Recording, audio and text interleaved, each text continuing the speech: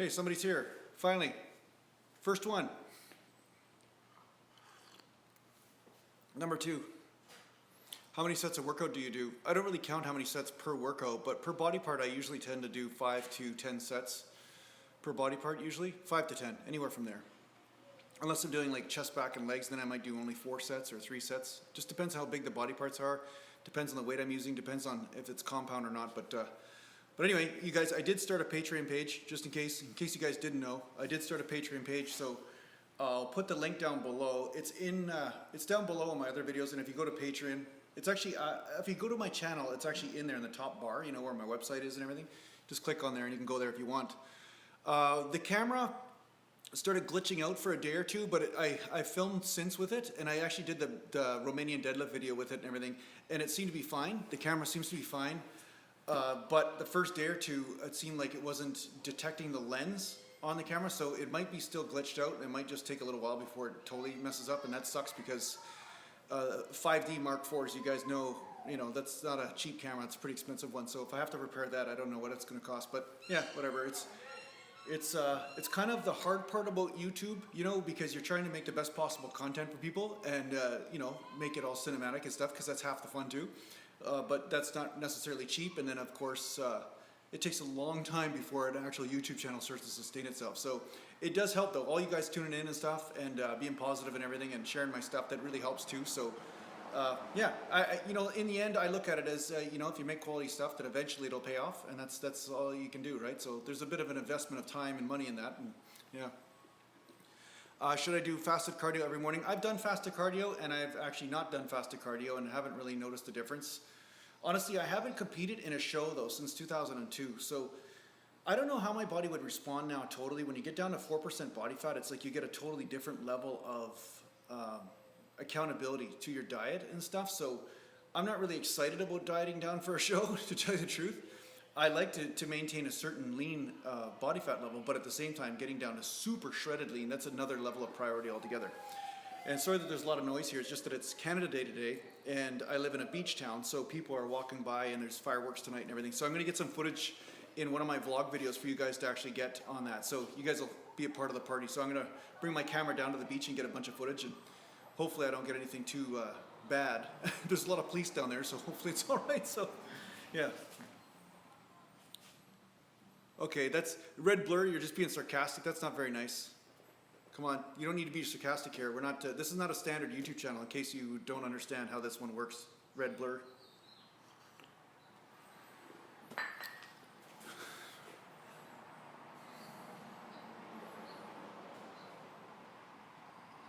Brian Hersey, can you build muscle on a high-fat, low-carb diet? Yeah, I think you can. Yeah, I think you can.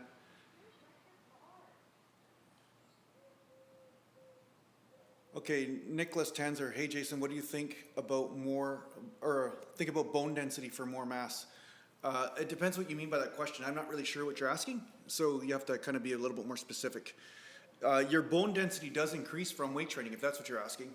Over time, bone density does increase. That's why they say weight training is great for women and men, but anybody, like women, sometimes are prone to osteoporosis when they get in their older ages. So, windstorm. Basically, when you're older, especially women, when they're older, they tend to lose bone mass. So weight training is supposed to be a really good way of preserving that. Okay, red blur. See you later there, buddy.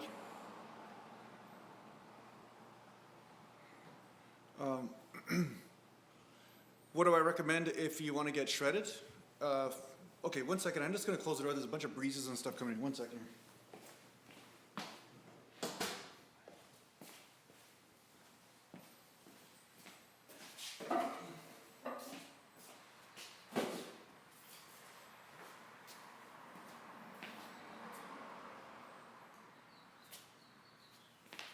Okay, what do I recommend if you want to get shredded? What do I recommend? Okay, so just ask me the question more specifically. First of all, I find most people, they want to get shredded, but they don't have any muscle. So it's a lot tougher to get shredded when you don't have any muscle. Secondly, what's the point of being emaciated? I mean, just don't eat for 5 or 6 months and look like a person that's anorexic and stuff, and yeah, you'll be lean, but will you have any muscle mass? No. So if you want to be a bodybuilder, you need to understand that you have to have muscle, and there's this obsession with leanness, but bodybuilding isn't a body leanness. Bodybuilding is about body building. It's about building the body, right? And by constantly dieting and stuff like that, you're not necessarily building the body, you're actually starving it to death. So there's something to be said for skimming the fat off the body, but not necessarily starving the fat off, because you're not going to maintain 5% body fat walking around. I mean, people get ready for photo shoots for a reason. It's because they need to. It's because they're not 5% all the time, so they need to get ready for the photo shoot, right? So the fact is that you can walk around at a healthy 10% or something like that, 8%, maybe 12%, depending on your metabolism and everything, but I think it's silly to aspire to a 5% body fat level all year round. It's not really healthy. It's not good for you. And if you've ever been 5%, you'll know that it's very uncomfortable. You can't even function, honestly, because you're walking around and you have to piss every 3 or 4 minutes because there's no place for your body to hold water. And yeah, it's not really a normal ideal, okay? So yeah, I'm actually going to be doing some working out now. I'm going to be doing some chest here, and may do a little bit of back or something. I'm just kind of, in front of the camera, it's kind of different doing these workouts because I'm kind of trying to get the camera angle at the same time as answer questions. And sometimes if I do legs, I'm too out of breath to answer any questions. So that's another reason why I don't do legs sometimes in front of the camera. Best forearm exercise? I've never done one, just so you know. I've never done a forearm exercise. I think when I was a kid, I messed around some, wrist curls or something like that. And that stuff all works. But you don't really need to, I find, when you're gripping weights and stuff. Now, of course, this is also based on genetics. Different guys have longer forearms and all this, so this is all going to play a role. But ultimately, when you're gripping heavy weights and you're not using wrist straps all the time, you will definitely work the forearms. One second, I need to check what my neighbors are doing here.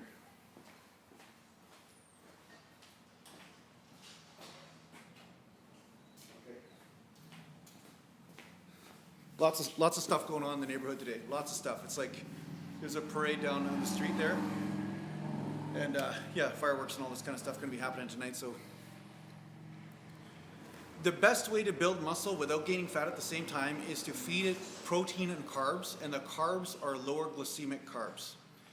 And your fat level is moderately low, meaning you have enough essential fats in there to be able to make your hormones and things, but you're not having the fats as the majority of your fuel source, right? So I believe that's around 40 grams or 50 grams of fat a day or something like that. But I find that that's the best. That's the way my body functioned the best, okay? Now, I talked about diet in a lot of my videos, so please, if you haven't done this, go through my videos because I give you gems in these videos, all through them, okay? What I'm doing. There's a video on what I'm doing with my diet right now, and you'll see sometimes I'm lowering my carbs and having higher fat. Sometimes I'm having lower fat and higher carbs. I'm messing around with my diet because I do believe in changing things around just to help stabilize that blood sugar level. But a stable blood sugar level is one of the best ways to gain muscle and to lose body fat at the same time.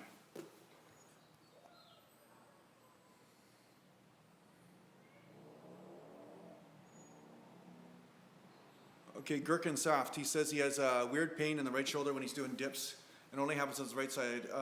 Yeah, well, that's because you injured your right side or part of your right side's not working properly. It's normal to have imbalances. Like one side's going to function differently than the other. That's just the way it is.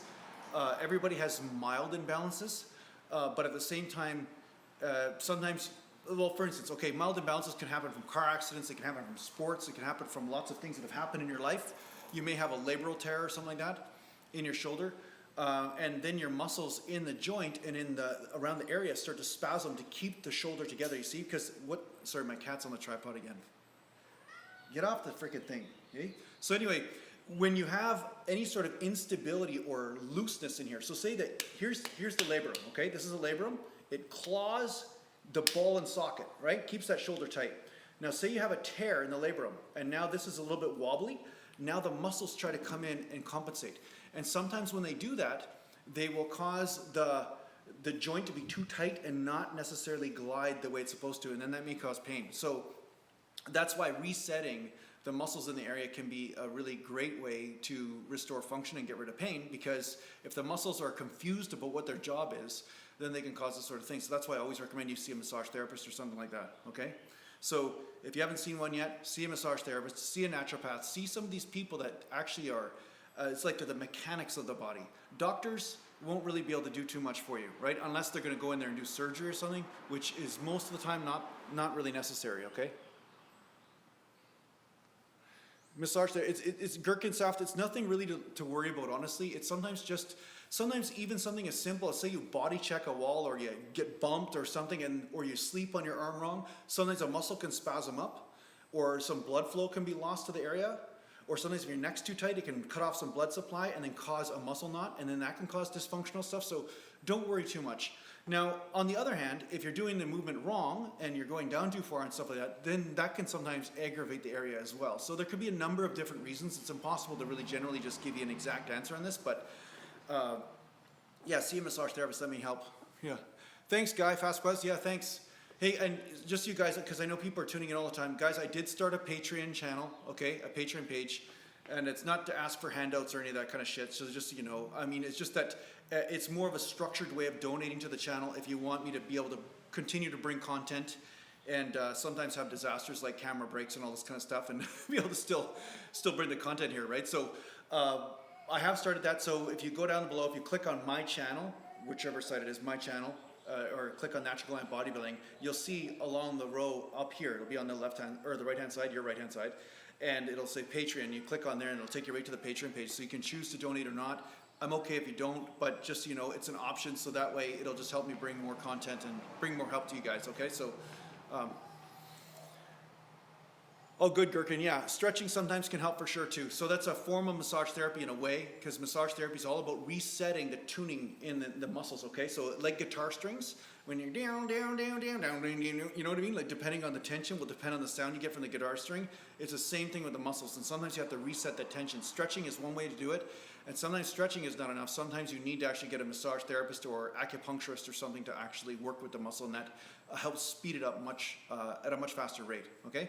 So let me do some warm up on bench with 135 here, and then I'm gonna move on here.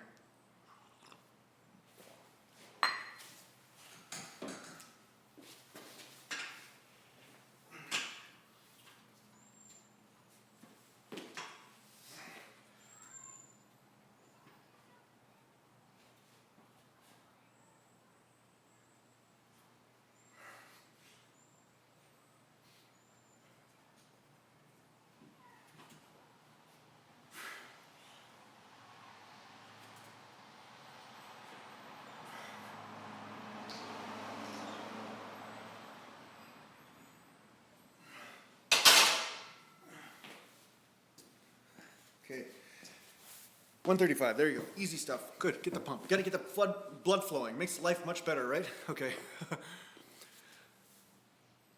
Oh, get it, okay, let me see here. Gherkin, you're asking me how much is what? How much is what? You're saying, oh, get it, man.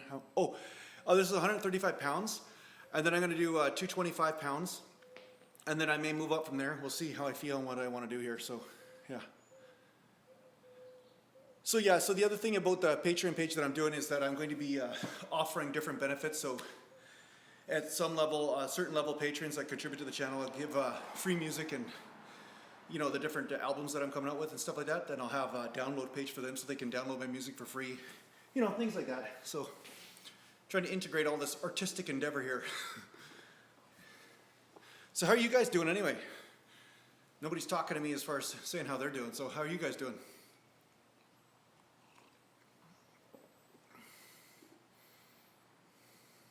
I'll put some plates on while I'm waiting.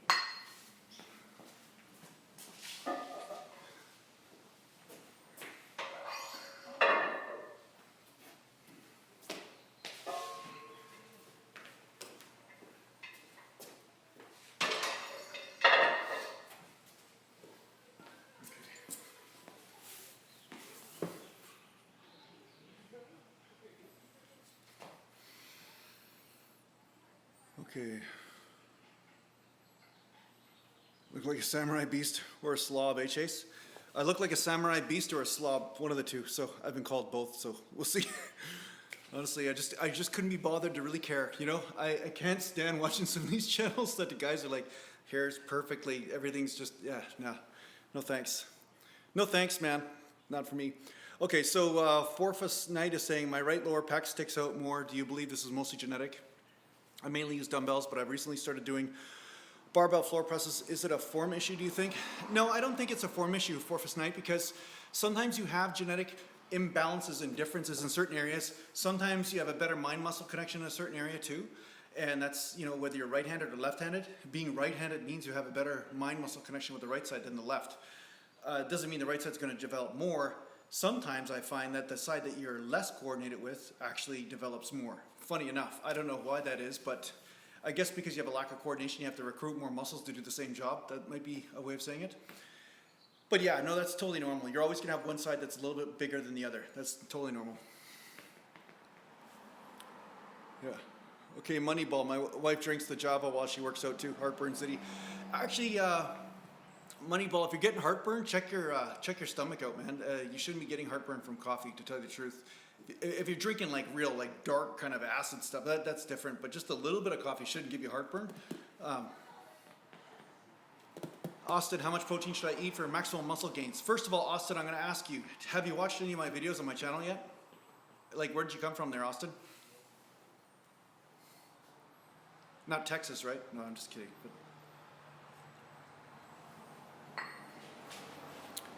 New viewer, nice. So I talk a lot about this stuff actually in the channel, but long story short, a gram per pound of body weight of protein, okay? And you split that up amongst 5 or 6 meals in a day.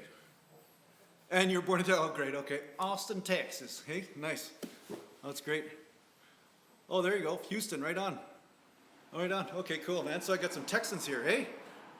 Okay, well, I have some native genetics, so as long as you cowboys don't shoot at me or something, I'll be good. Okay, so Carl Seward, hey man, I'm pretty tired from a big week at work, leg day. Leg day and cardio, need some coffee myself. Yeah, nice. Yep. Germany, nice man. Okay, do I think wrist rollers are good for building forearms? Yeah, I think so. You know what, the thing is that honestly, 4+9, if you're feeling, like, when you do a wrist curl, like, honestly, you can find out what's good for you. When you do a wrist curl, where do you feel it? Like, you obviously feel it somewhere, right? I mean, you're feeling it somewhere. If you're feeling your shoulders from holding the arm out like this, and you're feeling your shoulders, then your shoulders are actually going to develop more than your forearms. But if you have, like, your hands, like, on a preacher curl or something like that, and you're just doing wrist curls, and you feel your forearms are just dying, guaranteed your forearms are going to benefit from this. You are going to get some forearm development. It's wherever you're feeling the burn, wherever you're feeling that soreness and that burn, that's what's developing, right? Yeah, nice to have you, Billy Madison. Yeah, thanks, man. I was just telling everybody about my new Patreon page and everything, so. Hey, Paulo, how you doing, buddy?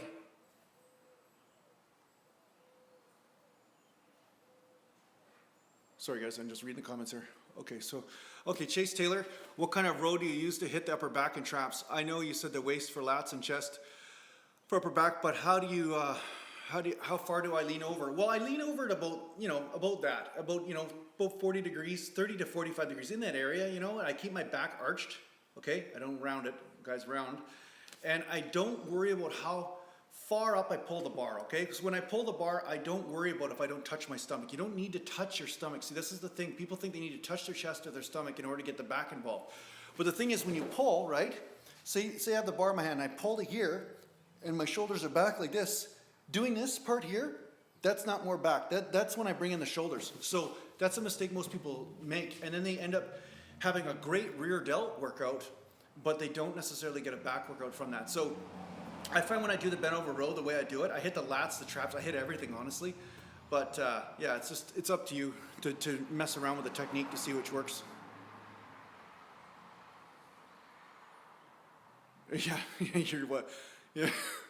Your wife's forearms are coming along great. She sold the washer. Yeah, that's funny. You're gonna get killed. You don't let your wife see you making comments like that, man. That's not safe territory, I'll tell you. One man band. I start my training at 5 a.m. Should I eat a light breakfast before, and then another after? It's up to you. How you feel. I would eat a little bit. I would have a couple bites of something before I go to the gym. Otherwise, I'll feel a little flat. But if you eat a lot the night before, maybe if you eat at night or something, maybe you'd be okay. One man band. So.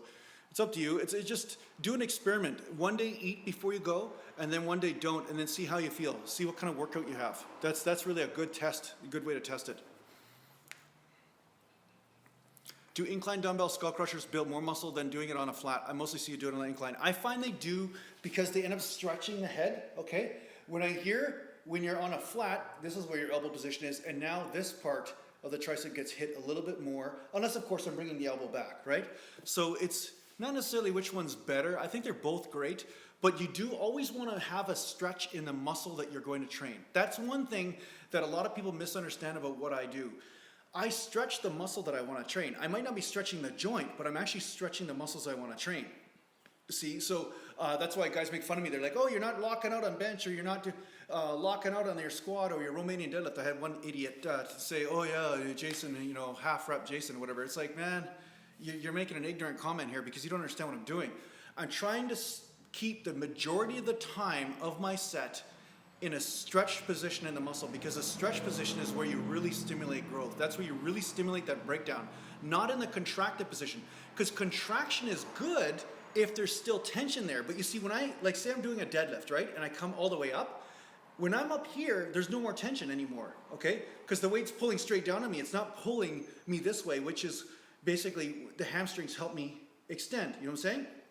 But once I'm up here, all the tension has left the hamstrings, so now I'm giving myself mini rests in the workout for my hamstrings, and now my hamstrings aren't being pushed as hard, and that's why half the guys, if not more, of the guys I competed against on stage, they looked like they had baby's ass hamstrings. Like there was absolutely no development in their hamstrings because they didn't know how to fire them. They were doing a full range, this and that, rest here, then take a rest at the bottom, then rest at the top, rest. So they were never really pushing their hamstrings. So a lot of people think that when they do an overall movement that they don't have to have a strategy around it. But if you're doing an overall movement like bench press or squat or anything, you want to basically understand which muscle group do you want to hit? Which muscle group is it you want to adapt? And that muscle group then you have to hit failure with. You cannot just by random accident have everything hit to failure, okay? So if I do bench presses and then I extend at the top like this, I'm not necessarily getting more contraction in the chest, okay? Because my arms don't come in more like this with the barbell, okay? They just go straight up. So what happens is, from here to here, now I'm not getting more contraction in the chest, but I'm getting more contraction in the delt and more contraction in the tricep. So now it's just a crapshoot of what hits failure. Now it might be my tricep, it might be my delt, or it might be my chest. Which one, right? I make sure it's my chest. That's what I make sure hits failure, and that's what I'm concentrating on. And this is the big thing that's missing in most people's training. Most people do not pay attention to this. They just like randomly hit failure, and then they're like wondering why they can't get a certain body part to develop. Well, this is why, because they're not in touch with what's actually happening. So that's my rant. Okay, Moneyball, I never do crunches or abs, so I do press downs and stuff. Scott McLean, Murph's Gym represent. Are you from Murph's Gym there, Scott? You know what, another thing, Gherkinsaft, you can actually target the abs, even doing bench presses. You know, we stick the chest out, we do bench, you know, like this. You can actually, if you want, like Franco Colombo used to do this. He used to make sure his back, his entire back is flat against the bench when he bench pressed. And yeah, maybe he was getting more delt or whatever, but he would actually engage his abs to keep that back flat against the bench. And he would actually get an ab workout from that. So you could, you know, do bench presses as a combination thing if you want. Tricep press downs, you hit abs too, because, you know, you're pushing down and you're trying to crunch over with the abs. That will work the abs. So I let the abs happen through core work, through deadlift work, through squat work, and through tricep press down work. There's these sort of things, but I don't do a lot of specific ab exercises. It's not that there's no benefit to it. There could be a benefit to it, but I find that I really want my abs fresh whenever I'm going to do squats or anything to do with lower back. I find if my abs are sore or too tight, then sometimes the lower back might go, you know, so but I'm going to test my theories out. I'm not married to one way or not. I will test my theories. I do like reverse crunches if I do abs though, for sure. Best rear delt movement that I like, the two that I like are actually bent over lateral raise, that I bring the rotator cuff in too by externally rotating a bit, and also the machine. I love the machine too. Yeah.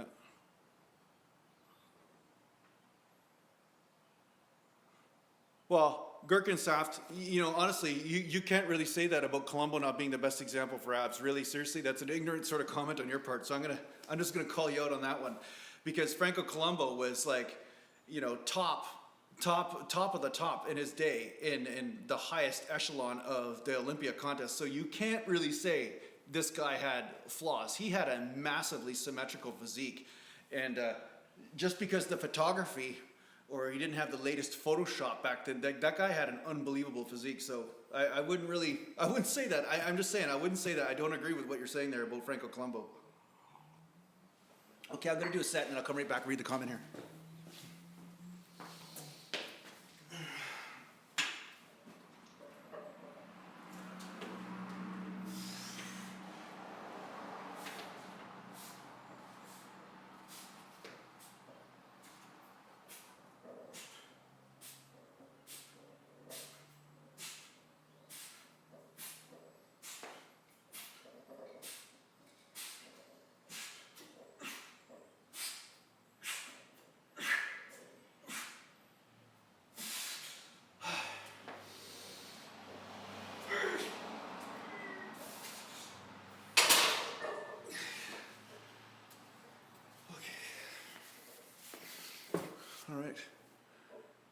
Oh no, yeah, Palumbo. Oh shit. Yeah, Palumbo and Columbo, two totally different examples. Yeah. This is a generation difference between you and I. This is the thing. You're not from my era, so you would automatically assume whoever's relevant on social media right now. So that makes sense. Yeah, Palumbo. Yeah, that's funny.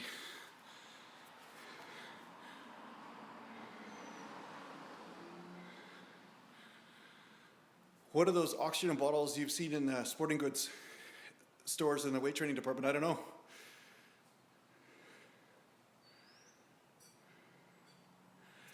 Yeah, I have no idea. Yeah. Opinion on decline bench?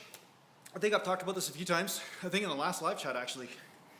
I think decline's all right. I never do it. I always do flat bench and stuff. I never do decline. But you can get a good pump from it and stuff. But I would just assume, or not assume, but I would recommend you have a spotter when you do it, because you could die doing it. Because if you lose control of the weight, it'll roll right on your neck. So just be careful with that. But it could be a good lower pec type workout, or pec minor, you know, the muscle that pulls the shoulder down like this. It could be a good workout for that for sure.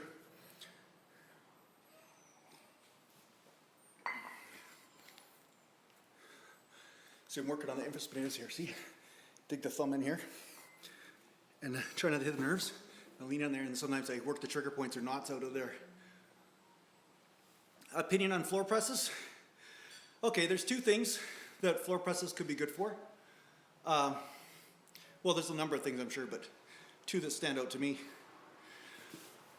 Floor presses, one thing about floor presses is that it gets people's heads out of this whole have to touch your chest with your bench, because you don't have to touch your chest with your bench, just so you know, in order to get some sort of benefit from bench press. Some people get better benefit from partial reps, okay? So it's up to you and how you're built and all this. And so when you do the floor sorry, can't talk. But when you do the floor press, because your elbows touch the floor, you can't go down any further. So then it becomes an okay thing where you're not getting ridiculed by other people in the gym. But the other thing, you know, if you're doing a partial rep and there's nothing stopping your elbows, now your muscles have to stop the momentum. So the thing about the floor press is that it is probably safer. Not that the other way is dangerous, but it's just safer because it does help stop the momentum for you. So you're not trying to do it all with your muscles, right? How to train biceps with elbow tendonitis? Well, you're gonna have to find out what you can do, right? I don't know. It depends on what you can do. Can you do hammer curls? Can you do bicep curls? Can you do, like, what? If you can't bend the arm, guess what? You can't train your biceps. Bottom line, if you can't bend your arms, there's no training biceps, because you have options like doing pull downs like this, you know, doing cable curls. You know, you could try different angles, and maybe one angle doesn't hurt and another angle does, you know, so work the angle that doesn't hurt. But if you have bicep tendonitis, you're gonna have to find out what those angles are, first of all, what those angles are that hurt and what those angles aren't, and the ones that don't hurt, do those. That's that simple. But yeah, get your forearms worked on and everything. Get these worked on. Massage therapy. Find out what's going on in there, you know, because if the elbow's slightly out of joint, that'll cause some tendonitis.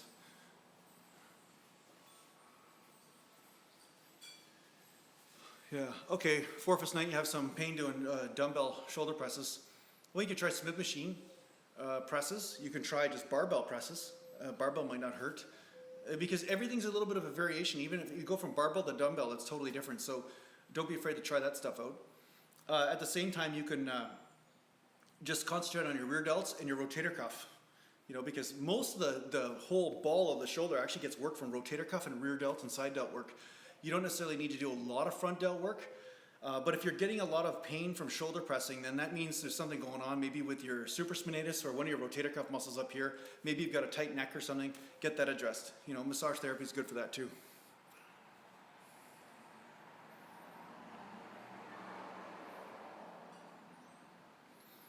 Brian Hersey, tips on improving insulin sensitivity. Well, my brother would be a better guy to talk to about this, but supplements like alpha lipoic acid are supposed to be really good insulin mimickers and antioxidants, so they can be really good for helping you pull carbs into the body.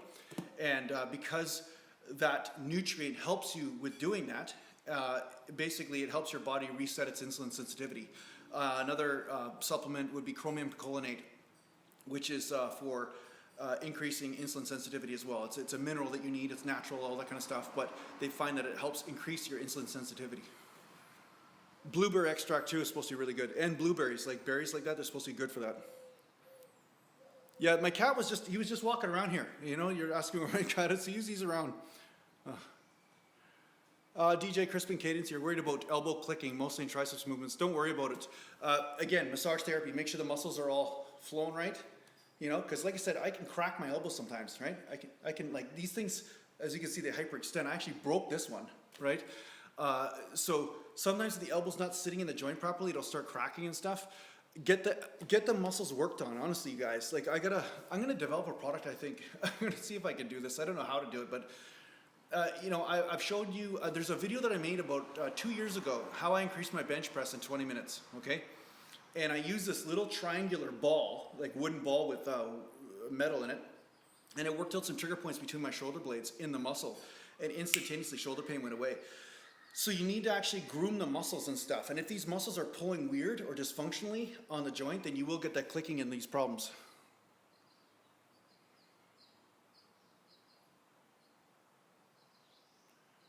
Can you do power building but with no joint pain? You see workout, okay, first of all, Miko, you cannot do anything without joint pain if you're pushing yourself, because there will be some at times, okay? But the question is, are you aware enough of your body? And most likely you're not if you're asking me this question, okay? Not to be insulting, but it's probably true. If you're asking me this question, you're better off in practicing conservatively the game of weight training and growing your awareness to find out what is right and what's not for you, because so many of us sitting in front of the camera here, okay, guys like myself, I can speak to you because I have snapped things, I have messed things up because of pushing myself when I shouldn't have, or doing things in the wrong way, okay? So find out what the best form is that you can, and then cater that form to yourself over time. You'll start to learn. It's like a dance, right? Once you know the general dance steps, then you can start changing them around a little bit or adding your own flavor to it. It's the same thing with training. You want to start with the basics and you want to start conservatively. So you don't want to be lifting like 1 rep or 2 rep sets. That's not necessarily more effective as much as most beginners think it is. If anything, it's just more dangerous and it just strains things. It's kind of like well, here's the thing. You want to stimulate the muscle, but stimulating the muscle isn't tearing it off the bone. You know what I'm saying? It's like me saying, well, if I beat up your shins, you know those Muay Thai kickboxers, you know? If I beat up your shins with a bamboo rod, that's good. But if I take a gun and I just blow your leg off, that's not going to increase your power of your shins. So this is the way people look at weight training in a way. They use too drastic a range of motion in a lot of cases, or they're overdoing it when it comes down to weight and frequency of that weight. They're trying to do 4 reps, 5 reps, just straining and shaking all the way up all the time, and this is going to kill you. So you want to basically learn the basics and start slow and work your way into it. And if you pay attention along the way, you will avoid a tremendous amount of joint pain for sure.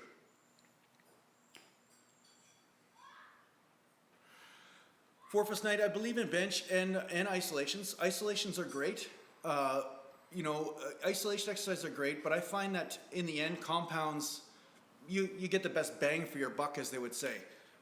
But it all depends on your own mind-muscle connection. Some guys, they'll do a fly and they get so much chest development of it because they have this mind-muscle connection.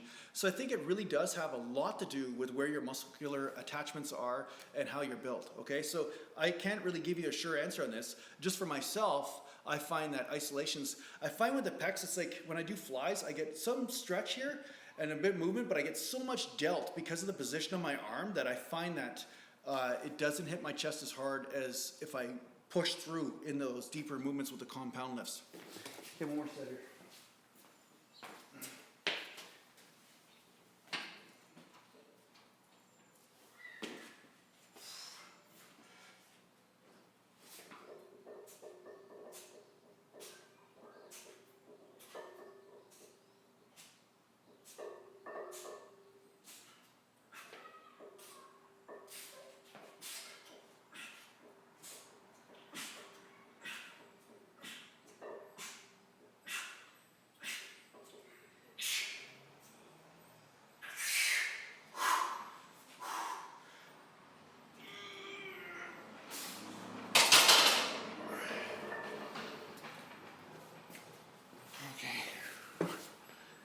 Hey, do it naturally. How are you?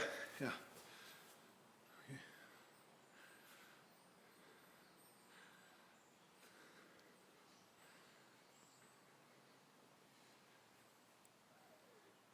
Yeah, forfest night, I find with flies, it doesn't work that well for me. Thanks, Moneyball. Yeah.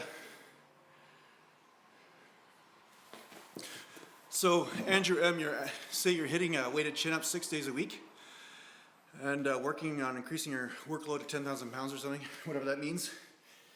I never keep track of that shit, so I don't know what that means. But anyway, with weighted chins or anything weighted, when your reps are down lower, just be careful with doing something 6 days a week. That's all I'm going to say. You do need a day off here and there, and I know you're taking 1 day off, but just because something works for a period of time doesn't mean that sometimes things don't get tight, and then one day you go to strain and it just doesn't work out so well. So just be careful with that. Don't be afraid to change your rep ranges up, especially if you're doing a body part 6 days a week, okay?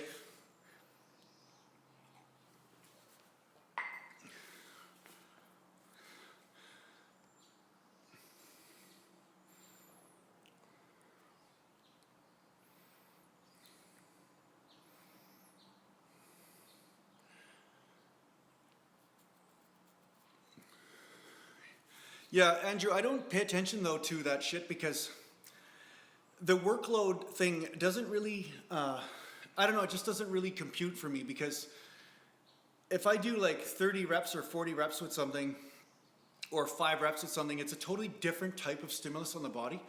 So I find just having a poundage sort of goal is not an accurate way of measuring what the body's trauma is going through, okay? It's not, it just isn't. If I do a set of 600 pounds for 4 reps or 3 reps or 2 reps on squat, and then I do, you know, a set of 400 pounds for whatever amount of reps that's going to equal the same amount of weight, I guarantee you that 600 pounds for 3 reps is going to be way harder on my body. You know what I'm saying?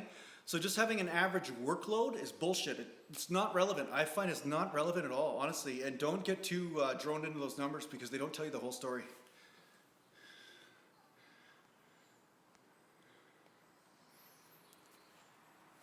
You know, so you can also just take the equivalent of anybody that's ever torn a muscle and they're doing a 1 rep max on a bench, right? And then, you know, just get them to do weight with a few reps in order to equal that. And you can see that the stimulus is totally different. Their body reacts differently, right? So.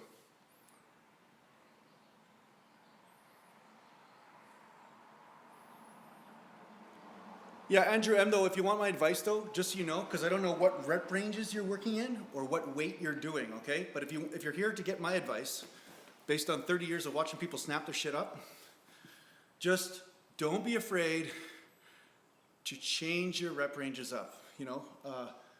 Doing the powerlifter thing of always being obsessed about what kind of frickin' weight you're lifting, it can drive you insane because the bottom line is you can be obsessive compulsive about having to do a weight, and then that can make you very unobservant when it comes down to what the body's telling you in that moment.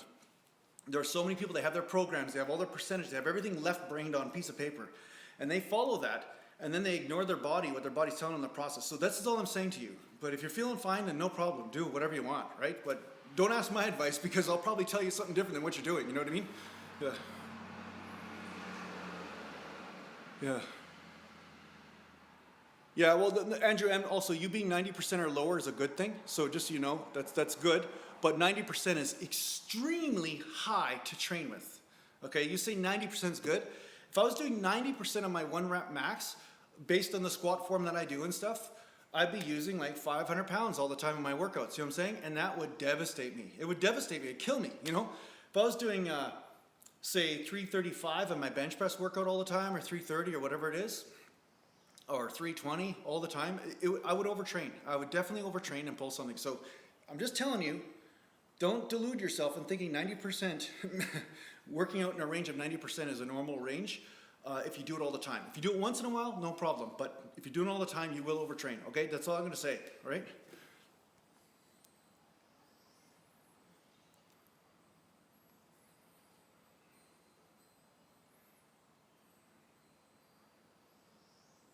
Yeah, Res Cosmos. I don't have any studies. My study is my 30 years in the gym. That's my study.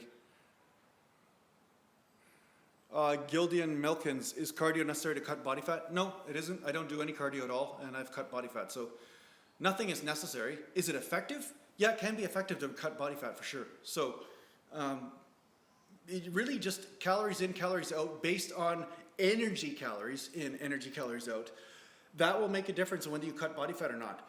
It's not really about what type of activity you're doing as much, as long as you're not doing an activity that's extremely intense that burns off muscle tissue. Because if your intense activity is so intense, like you're doing like sprints for 4 miles straight, you know, that causes your body to burn up muscle tissue and burn up all the glycogen and stuff. So the body wants to get rid of muscle under those circumstances in most cases, unless you're a genetic freak of some sort. But ultimately, I find that if you're paying attention to your diet, that's more than enough to burn body fat. Can you increase the speed at which you burn body fat off if you do some light cardio and activity and keep that metabolism revved all day? Yeah, you can. So it's definitely a valid technique. So I'm not saying to not do it. It's just that if you are doing it, you don't want to go too extreme in your cardio, okay?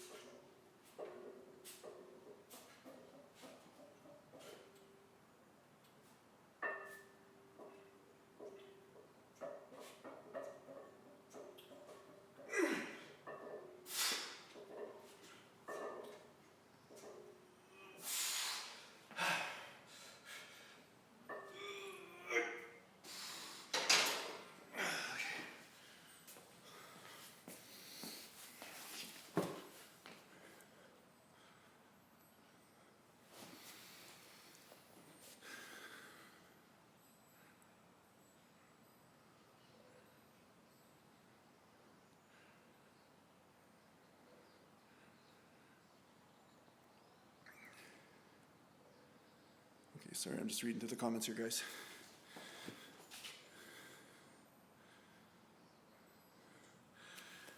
Gherkinsaft, you say you do one warm-up set and then one set to failure.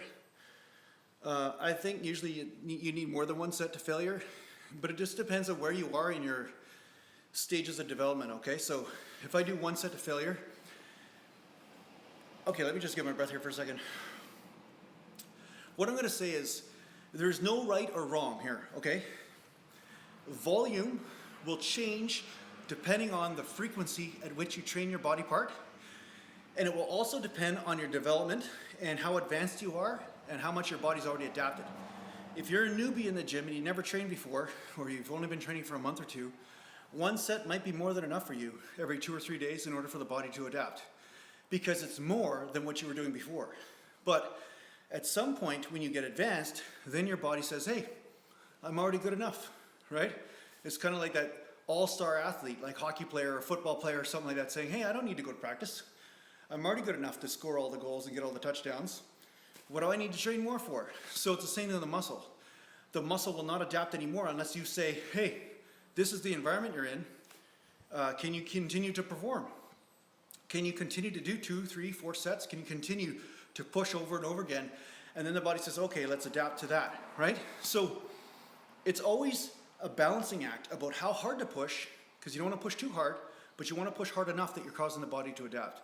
And this is the age-old question. It's like the chicken or the egg debate. You know, should I train harder, or am I overtraining? You know, where's the balance here? And so it takes a little while to find that balance. And if you push too hard, you get injured, or you don't get results, or you go backwards. And if you don't push hard enough, then you just stagnate, right?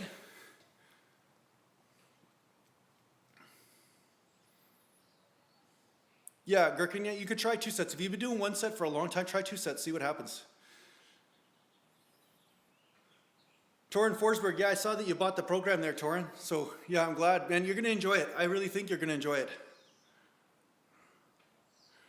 I pretty much outlined the workout in the PDF there, Torin. So, yeah, any way to approach it is just go there and do it. You know what I mean? Warm up first. Make sure you're warm, you know.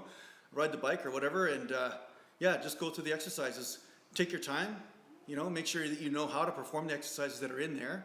And then find your form, the form that is right for you, because that's the exercises. I want you to do the form the way it works for you. And yeah, go from there. The only thing is, if you find you're tweaky or anything one day or not, like say you don't feel right or anything, don't be afraid to change the exercise, or maybe not do that exercise that day, or go lighter. It's okay for you to change things around in case your body's telling you something different, okay? So follow the guidance of your body first, second the program. That's always the important thing with my programs. I don't want you to ignore your body, ever. That's the most important. But I think you'll be pretty good with this program. Okay, anybody tuning in new? Just a new update, new news is that I started a Patreon page, so if you guys want to tune in there, if you want to donate to me making content and stuff, that'd be great. Making more vloggy type videos now and stuff. I'm working on a vlog upstairs and stuff because I'm trying to bring a little bit more of a holistic approach to this teaching of weight training and life and all that kind of stuff to you guys. So hopefully you like it.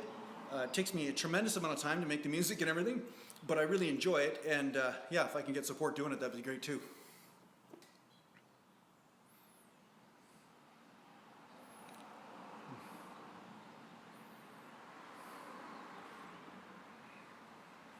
Okay, do you think using lots of caffeine for more intensity is bad? Yeah, I think so. I think if you're using lots of caffeine, it could be a little hard on the heart and all that, so I wouldn't recommend it. DJ Crispin Cadence. I train every day and vary between medium, light, and heavy, depending on how I feel. Allows me to recover and still keep training as my body needs it. Yeah, that's exactly it. You do want to change the rep ranges up. You do want to change exercises up. You do want to change things up. I find too many people get stuck in a sort of loop. They're always doing the same thing. And yeah, you can overtrain. Sometimes through variation, you give one part of the body a rest while the other one can get worked hard. So you're still getting a workout in, but you're not overtraining a certain area. So variation, it's the spice of life. It's the key, I think. Yeah.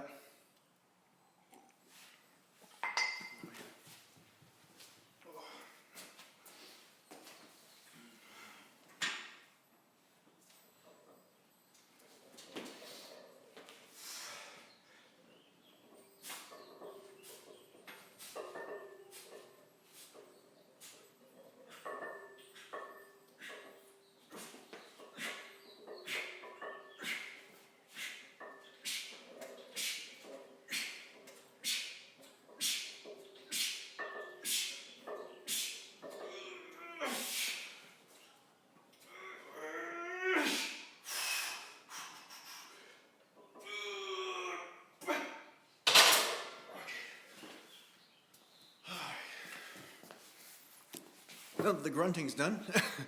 Yeah, 225 for reps. So, like I said, I don't mind pumping up reps like this when I'm on video, but say squats or something, I need to concentrate on that shit a little bit more, right? So,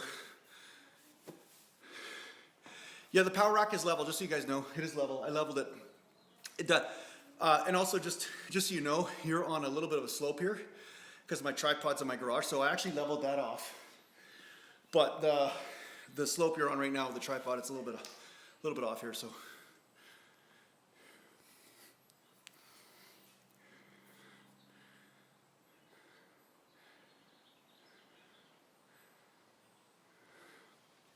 So yeah, I'm gonna do one more set, right? One more set, huh? Then I'll see what else I can do here, what I can get away with before I have to go out.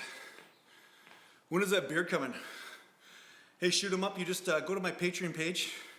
Hey, you could donate like $20 a day that I grow my beard, hey? No, man, you don't want to see that. You don't want to see the beard thing. I know you keep bothering me about that beard thing, but I don't think anybody wants to see that. I don't do any neck exercises at Rest Cosmos. I know I had a guy on my Facebook page, I don't know if that was you or not, but he was asking about neck exercises, so. Yeah, I don't train neck, not specifically this kind of stuff or anything, I don't do any of the wrestling stuff or whatever. Never did. I always found ladder races and stuff, and these things work my neck a lot. I find it really worked my neck a lot already, so I think it's all based on personal preference. Forfest night, okay, so basically at Rest Cosmo, you're talking about neck, but I don't know which part of the neck you're talking about, because some people mean traps when they talk about neck, and some people mean neck, or they mean neck, so. Okay, the other guy here, I'm gonna answer him here. Okay, Forfest night, do you believe in being surplus to gain muscle? Okay, I do believe that you need to eat enough, and whatever that is, I don't know. Okay, so the thing is, I don't trust caloric intake and caloric balances and metabolic rates and stuff because I think they vary from person to person. So what you might think is your basic metabolic rate might not necessarily be true. I'm not sure. I'm not a scientist in this area, but I've never applied this. I do believe in eating as much food as possible of the right stuff And if you're eating a lot of the wrong stuff, you'll get fat. That's really it. Okay, so that's a good way to understand what is the perfect food for you to eat to gain muscle. And then you do need some energy food. And what I do is I just eat, and then if I start noticing I'm putting on a bit too much fat, then it means I'm eating probably too much of a surplus, you know what I'm saying? And then I cater my diet based on that.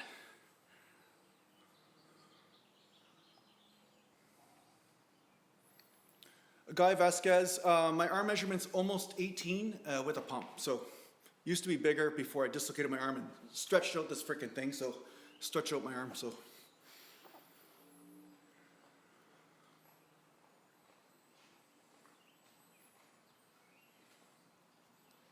Yeah, the thing is, RS Cosmos, the thing is with neck, it isn't really necessary for, like working the neck specifically is not necessary for bodybuilding reasons, just so you know. If you're going to be a professional wrestler or something, maybe, or a football player, but it's not necessary for bodybuilding reasons. Nobody ever lost a show because of neck, right? 1 second here.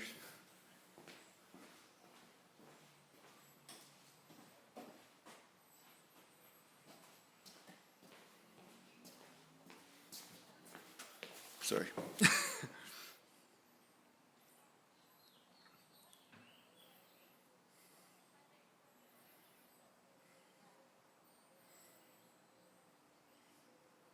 I'm going to read a comment here. Do it naturally says 6'5", 240, 45 years old, 17% body fat, 5 years in the gym. Does being leaner really increase testosterone naturally? Having trouble increasing strength. Will being leaner increase my muscle gaining capabilities?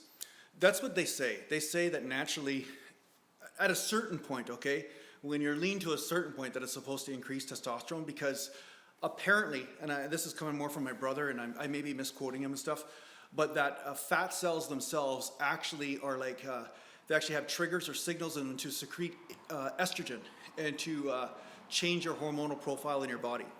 But there's a point of diminishing return. Once you get down to 7% and 6% and stuff, then I think, you know, your testosterone starts to plummet a bit because now you're too lean, you know what I'm saying? So yeah, getting a little bit leaner I think will help. Holding on to too much body fat doesn't necessarily help. I find that, what's the point anyway? Honestly, you don't, I mean, not that 70% is super high or anything, but I think that your body does look very sculpturesque when you're at a leaner body fat level. And if you're bodybuilding, sometimes it's easier to see, you know, where your results are and where they're not, right? I've seen a lot of guys, myself included, and sometimes, you know, that I got lean for a show, or other guys got lean for the show, and they say, hey, this is my strong body part, this is my strong, and then they get on stage and they realize that's not their strong body part. Something else might be their strong body part, but the body part they thought was strong was actually a fat area that when they got lean down, it totally looked different, right? So, yeah, it is kind of fun to know. I mean, it doesn't matter really, but it is fun to know where you stand, you know? Shoot 'em up. There's fireworks on the beach tonight. I live close to here. This is like a gong show out there, all these cars and stuff, so I'm going to be going down to the beach later with my camera. Okay, let me see here. Okay, I'm going to do another set here.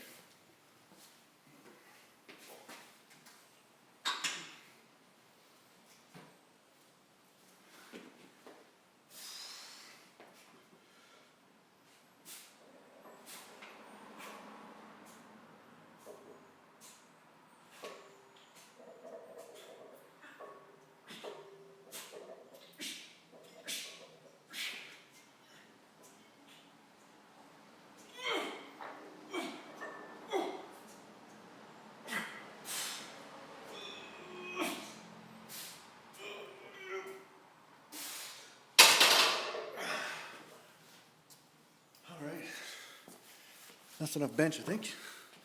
I think that's enough bench. All right, so any of you guys have any questions?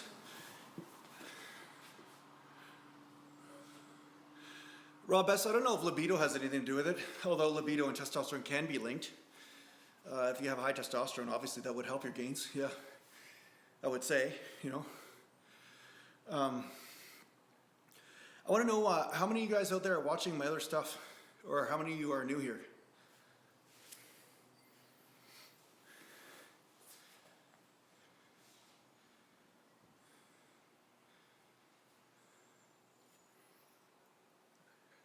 There's a bit of a delay here, so I gotta wait.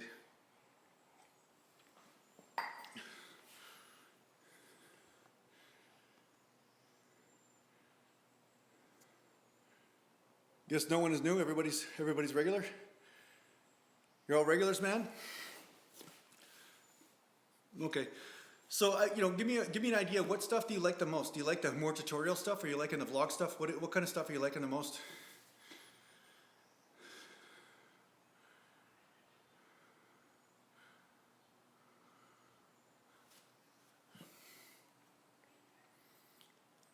Rob S., if you want to get notifications for my videos, what you got to do is you got to click down on the channel here. When you subscribe, right beside it, there's like a gear icon or something, and then you can say receive notifications. So Crimestein says the vlog stuff's the best. I like the woods video. Okay, I got another one coming up pretty soon here, Crimestein. So I'm doing more. Yeah, the bell icon. Okay, bell icon. There you go. Yeah, click the bell icon, then you'll get notifications. Okay, so Gherkinstaff is talking about drugs and okay, so you're watching Athlete Next, so why should I answer any of your questions there, Gherkin? Huh? Hey, buddy, you're not watching my shit, man? You're not helping me out? You're just going to somebody that's popular? You're just a popular guy jumping on the popular guy's channel? The hell's that about? Hey, Blair, how you doing, buddy? Yeah.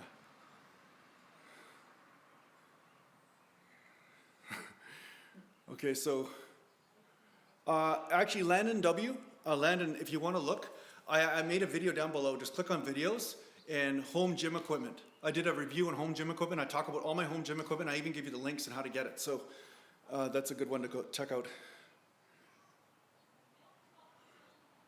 Sorry, I'm just doing this here.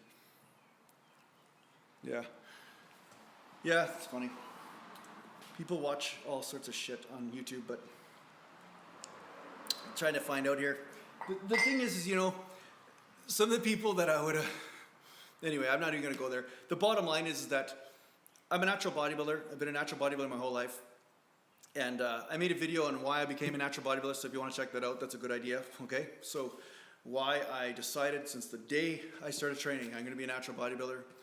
And all the, you know, I watched lots of guys that weren't natural and what happened to them because of it.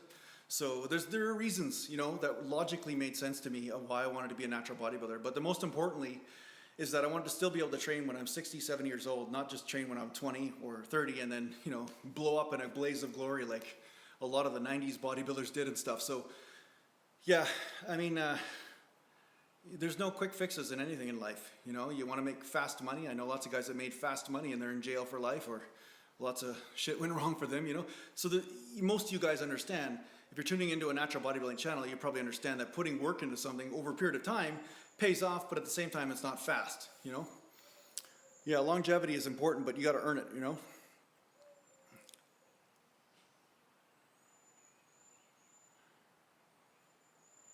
So, yes, Sir Metal Lee, yeah, you're still a natural bodybuilder if you take creatine, because, see, creatine is in your chicken, it's in your fish, it's in your red meat. There are supplements that are found in your food, okay? Then there are drugs which are not found in your food, not supposed to be found in your food anyway, and they are hormones. That's totally different, okay? So natural bodybuilder means you're eating stuff that's still found in your food, okay?